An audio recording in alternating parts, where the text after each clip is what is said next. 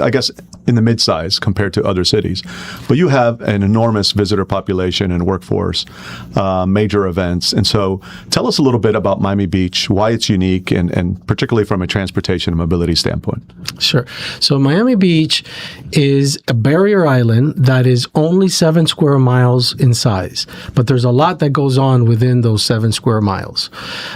We're also connected to the mainland through essentially 3 causeways: the MacArthur Causeway, the Julia Tuttle Causeway, and the Venetian Causeway. The Julia Tuttle and the MacArthur are under the state's Department of Transportation's jurisdiction. The Venetian Causeway is under the county's jurisdiction. So we work very closely with our transportation partner agencies.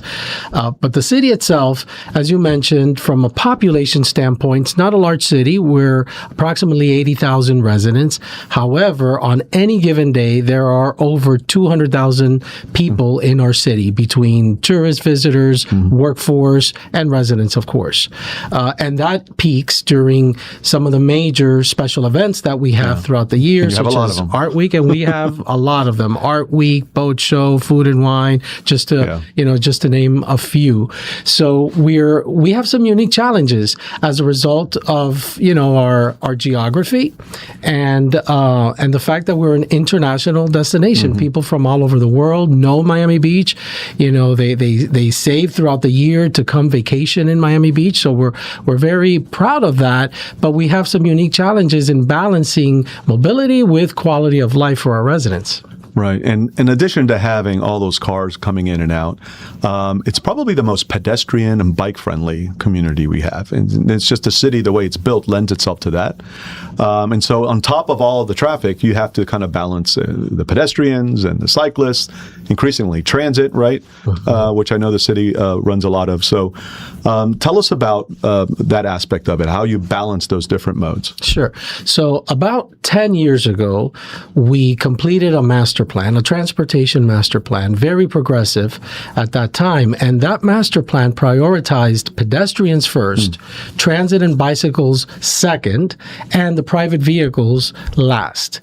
And the master plan was that master plan is our blueprint for our city. Now it's 10 years old now, so because that was adopted back in 2016. Which in Miami Beach years is like 50, right? It's like 50. So we're actually in the process of updating that transportation plan, but it's still built, on that framework of pedestrians first. We are a pedestrian focused city. So over the past 10 years, since the adoption of that master plan, we've embarked on so many dozens and dozens of projects that prioritize pedestrian safety, pedestrian mobility, bicycle safety as well. For example, we've built over 30 miles of bike lanes, many of them protected bike lanes, shared use paths over the past 10 years to the point that we now have over 40 miles. In a 7 square mile city, we have over 40 miles of bike lanes, shared use paths.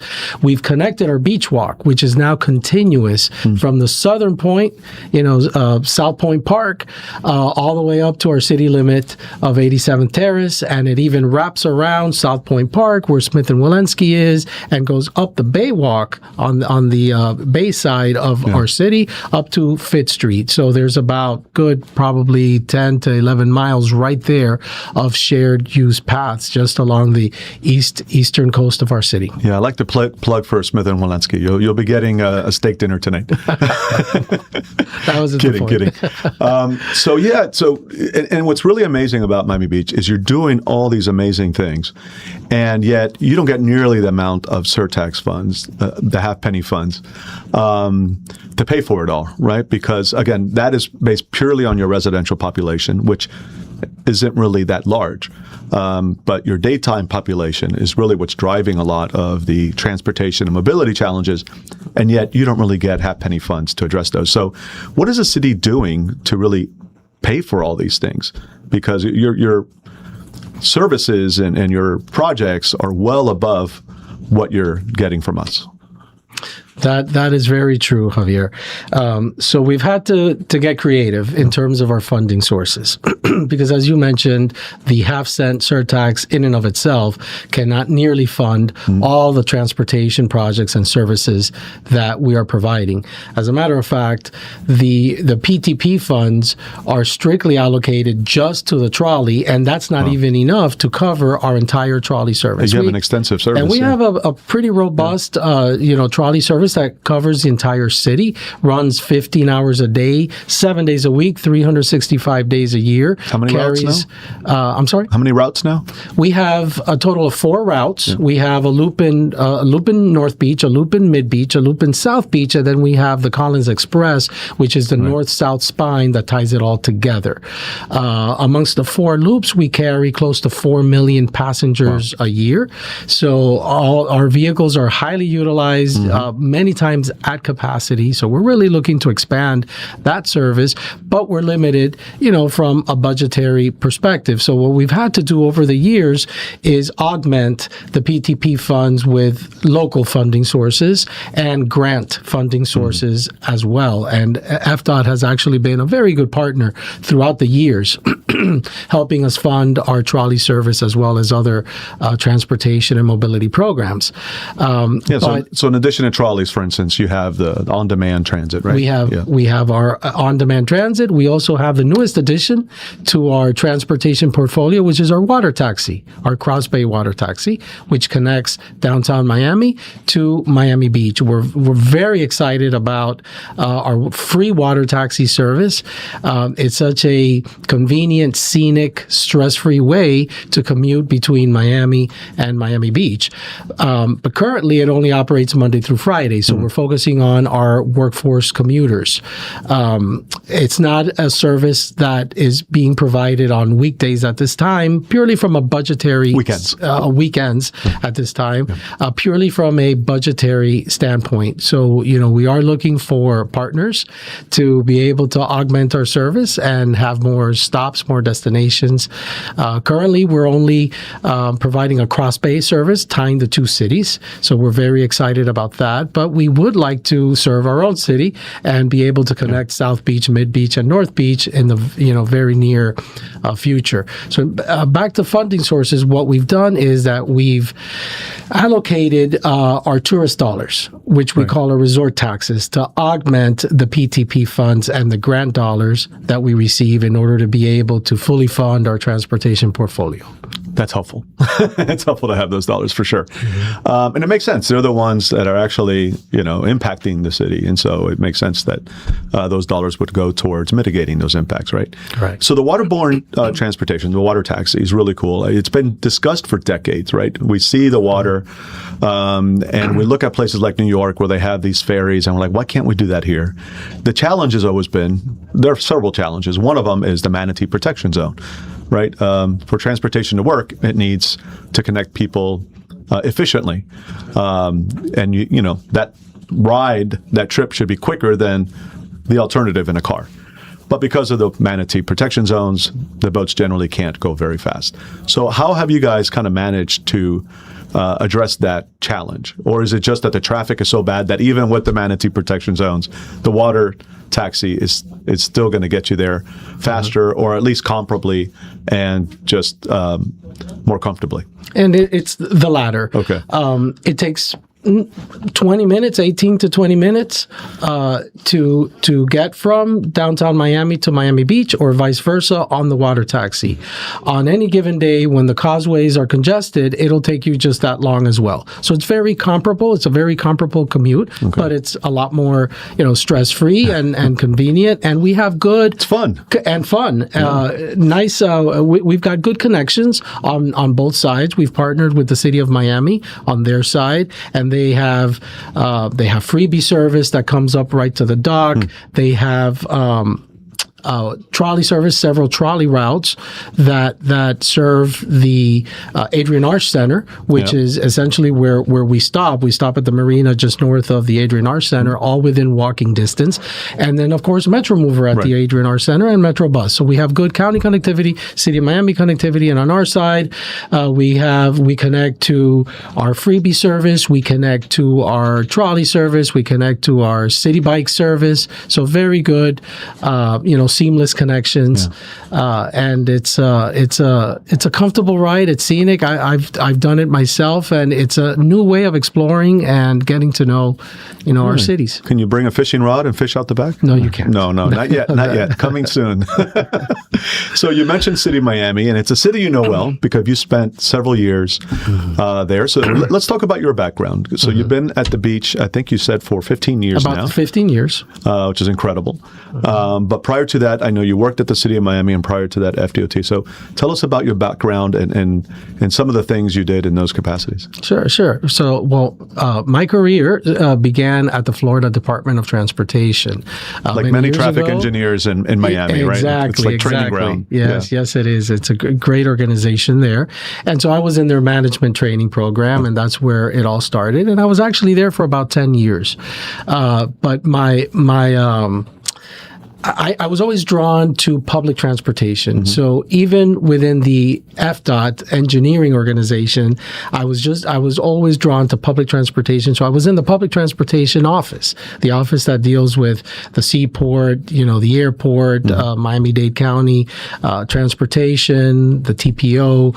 And so I was there for 10 years. And then from there, I went to the city of Miami, and I was a transportation manager there at Miami, and very proud of being able to start their trolley system, very successful trolley system that has just grown. And which is where you and I began to work together, right? I was at the DDA, and we wanted a trolley, and like, Jose, let's get to work, and we did it. We did it. Biscayne Brickell trolley. I remember that one. Whenever I'm in Miami and I see a City of Miami trolley pass by, it just puts a smile on my face.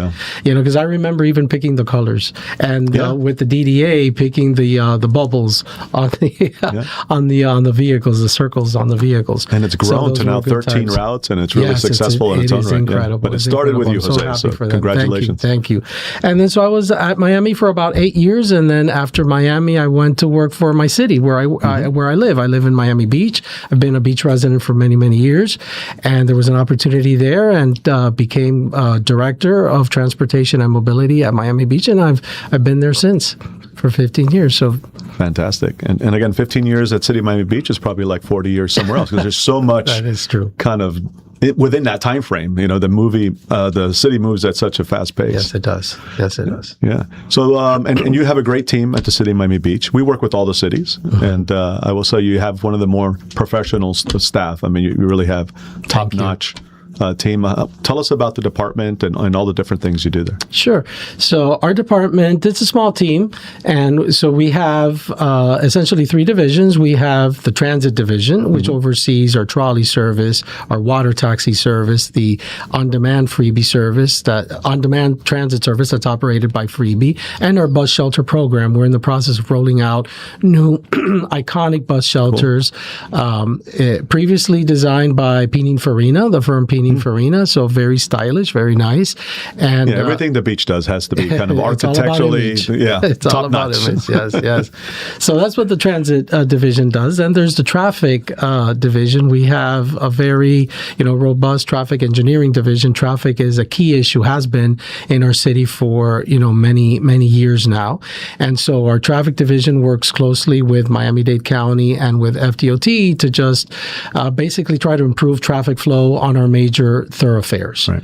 And the traffic division is responsible for traffic studies and all that technical traffic engineering stuff. And then we have the administrative division, which deals with funding and, the budget and, the PTP funds, make sure that we're spending them correctly. And proud to say that we've always, throughout the years, been audited several times, and all the audits never come had out an issue. Squeaky clean. You guys do a great job, honestly. Thank you. So thank you. And so what are we've talked about some of the services you currently provide. What are some of the things kind of on the horizon that you're working towards? So either major infrastructure projects or new transit services, bike ped? Sure. Well, I'll start with the water taxi. We're very excited about the water taxi, but we want to expand it. Yeah. We want to really make it part of our transportation fabric. And, in order to do that, as I mentioned earlier, we want to be able to expand it north and south so that it goes not just east and west, connecting Miami and Miami Beach, but so that it also connects our residents and our visitors and You're workforce. surrounded by water. You have the canals. I mean, it makes a lot of sense. Exactly. And so with the water taxi service, we've divided it up into 3 phases. Phase 1 is the phase that we've deployed already that connects Miami and Miami Beach. Phase 2 would connect South Beach, Mid Beach, and North Beach along the west coast of our city. And the third phase would penetrate the Indian Creek waterway that's parallel to Collins Avenue, and probably with smaller vessels at that point, but serve the eastern side of our city. So we'd serve both the eastern side, the western side, and have that cross bay connectivity. So we're focusing on that. As I mentioned, we're looking for partnerships with the county, with the state, because this is really a regional service that we're providing. It's connecting 2 cities. So looking forward to partnering with the county and the state going forward on that service. And we continue to expand our green bike lane network, our shared use paths. We have projects in the works, in construction, many other in the pipeline. We'd like to get to 50 miles of bike lanes and shared use paths within the next few years, within the next 5 years. It is getting increasingly difficult because it's you've done so much already, and that was probably the low-hanging fruit, right? Exactly. And now it's the more challenging. Exactly. Things, That's the more challenging corridors where they're very constrained, and in order to get 1 inch of anything in, something's got to give. There's a trade-off. And that's where, those projects become more challenging. And many of them are on state roads. And, the state has a process for lane repurposing if you want to do a bike lane. So they're lengthier, more complex projects. And we have a new trolley service that's starting late this year, early next year with new vehicles. Our current trolley service has been extremely successful, but it's reached the end of its service life. The vehicles are at least 10 years old for the most part. So it's due time to bring in a new fleet of vehicles. And so we're in the new vehicles have been ordered. They're much more convenient, comfortable for boarding and alighting of passengers. They're heavy duty vehicles to really withstand all the wear and tear, all the abuse that we give our trolley vehicles 15 hours a day, 365 days a year. Are they still traditional fuel, or are you starting to look at it's still traditional. We alternatives? did look at alternative fuels, but it was just not there yet. Not feasible, from a cost perspective, and a lot of challenges with recharging, especially vehicles that are in service for 15 hours a day, 365 days a year. You almost need 2 electric vehicles to do what one conventional fuel vehicle does, because the charge on an electric vehicle just won't last that long. So there's some logistical challenges as well. So we hope for the next generation of our trolley service, we'll be able to have some electric or another technology by that point. Now, the city has been, always kind of on the leading edge of a lot of things. So let's talk about technology for a second in the few minutes we have remaining. What are you looking at in terms of kind of innovation and technology, and even existing technologies like micromobility? Has the city embraced that? I know they're very controversial because, you don't want them on the sidewalks. It's dangerous for them to be on the street. It's kind of a difficult challenge. So let's talk about that for a second. Start with the kind of the e-scooters and the e-bikes, and then branch off into other technologies and innovation. Sure. Well, I want to start with our intelligent transportation system project, because that's a project that's actually in construction. It has a smart parking component as well. So we call it ITS, smart parking. And parking system. in the beach, by the way, a whole nother beast. It's a whole nother beast. That is true. But a lot of synergies between parking and transportation. So, we've partnered with parking to fold in all our parking garages and our large-sized parking lots as part of this intelligent transportation and smart parking system. But with the ITS system, we have smart cameras that use, they're AI-based, and we have them at strategic intersections throughout the city, and they're constantly collecting data, pedestrian data, bicycle data, vehicle data. They're actually also looking for near misses. A collision doesn't happen, but there may be a safety issue there. There's some near misses. We're capturing those as well. We have, to augment that, we have digital message boards that we're placing throughout the city along our major thoroughfares to be able to provide real-time traffic information to the motoring public. A lot of folks think that those are signs that were put there by the DOT, but they're actually City of Miami Beach signs, even on the causeway, those large electronic signs. And we give advance notification for special events that are coming up and any roadway incident as well. As part of the system, we also have sensors throughout the city that are collecting real-time travel information, how long it takes a certain vehicle to get from a point A to a point B in our city. And that's important in order to determine congestion thresholds and be able to prevent congestion. So when you see that that travel time starts building up, then we kick in traffic management.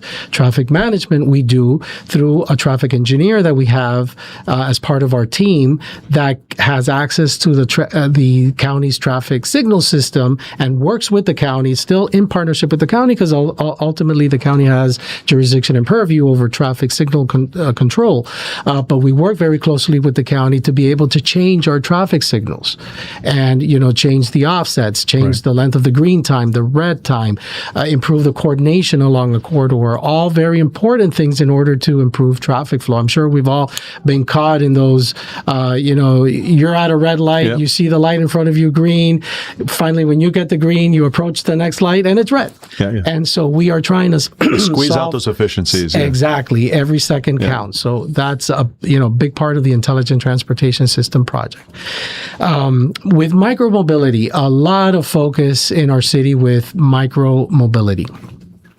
And some ordinances actually that are in the works right now regarding micromobility. And really the goal is the safety of all the users, of not only the micromobility users, but the users of the byways, the paths that they are on. So for safety reasons, we have had to ban micromobility on the beach walk, for example. Our beach walk is a product of its success. It has thousands of people walking on it, jogging on it at any given time. Skating. And skating, you name it. And for the most part, it's only 15 feet wide. So imagine a constrained 15-foot wide path with all these, activations and then micromobility, devices as well. We allow bicycles. Much faster than everybody else is going. Much faster. That's the danger, right? Correct. It's the speed. So there's been a concerted effort to improve safety along our beach walk. It's our premier shared use path. And as part of that, we've actually drawn a center line along our beach walk and, to basically advise people to keep to the right. In this country, we drive on the right side of the road, so we should walk on the right side of the road. And you'd be surprised. People are actually following directions. It's been very effective. You see people, going northbound on the right side, southbound on the left side, and people should come naturally, but somehow but it doesn't, they need that stripe to remind them. The stripe worked with arrows just to make sure they're in the right direction. Some signage as well, slow down signs. We're going to be putting some electronic speed feedback signs as well, because even some of our bicyclists, unfortunately, sometimes are traveling very fast along, and it's a conventional bike, but it could be going 20 plus miles an hour. Some people can pick up speed on those things. I was never one of them, but yes they can. So we're trying to build out our bicycle network on the streets to be able to relieve some of that pressure off of the beach walk, because we've had to take these measures in the interest of safety. And finally, Jose, I imagine all this is coming together in an app, right? The city has a transportation app that kind of where all these different services come together. Yes, we have actually two apps. We have one app that's dedicated to our trolley. It's the trolley tracker. It's embedded in the city's mobile application. It's actually the first icon there, trolley tracker. And then we have the transit app that we've had for several years now. The transit app, internationally known, and it consolidates all the different modes. So in there, you'll see already our freebie service, our trolley service, our water taxi service, the county's bus services there. It's just the one-stop shop for all modes. That's fantastic. So if somebody wants to go from point A to point B, they go to that app, and it'll tell you how to do that using multiple modes, right? Correct. In the most efficient way possible. Correct. That's great. Listen, Jose, believe it or not, we are out of time. I'll leave you with the last word. If there's anything you want to add that we didn't touch on, and then finally, let the folks know where they can go if they want to learn more about you, your department, and all the wonderful services you have. Sure. Well, thank you again. Thank you, Javier, for the invitation. Pleasure to be here and share, everything that we're doing over at Miami Beach. Come visit Miami Beach. Absolutely. Take the water taxi. And take the water taxi. It's a wonderful city. So much to do. If you have any questions, if anyone has any questions on any of our services, they can go to miamibeachfl.gov/transportation, or they can just call our number directly. It's 305-673-7514. That's our direct line to, our office with any question, any comment, any suggestion. We are a city that is open to new ideas, to innovation, to tests, to pilot different things. The water taxi, for example, started as a pilot, and it's just kicked off. So we're open and here to serve our community. Well, thank you, Jose, again. Thank you for appearing on the program. Thank you for all that you do. You've really impressed me throughout your career. And Thank you. The amount of things and at the level of quality that the city is doing is incredible. You really are a model for other cities to follow. Thank you, Javier. And I really appreciate that the city is spending well above what it gets in half-penny funds to address those critical needs, right? You're not using funding as an excuse. No. You're investing, as much as you possibly can from other sources. So thank you, to your team, to the city of Miami Beach. Thank you, Javier. And folks, I want to thank you for tuning in. If you like this episode, please like it, share it, subscribe, and keep tuning in to future episodes. I also want to thank our partners in this, Miami's community newspapers, for hosting and producing the program. Special thanks to our producer, Anzoni, back there behind the screens and cameras. That's all the time we have.